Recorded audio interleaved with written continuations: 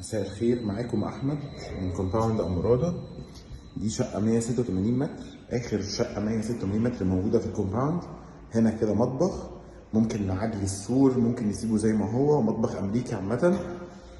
وهنا حمام الضيوف، شكله شيك جدا ومحترم. عاملين صرف لغسالة الاطباق وصرف للحوض. وهنا الريسبشن. اطلالة الشقة بتكون خلفية، بتكون خارج الكومباوند، بس عليها اوفر كويس جدا. الشقة تقسيمتها حلوة جدا جدا، 3 غرف نوم، 3 حمامات، ومطبخ وريسبشن قطعتين. هنا ده الحمام اللي بيخدم على الغرفتين.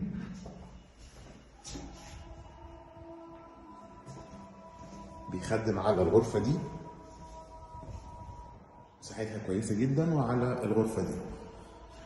وهنا الغرفة الماستر، غرفة بالدريسنج روم والحمام.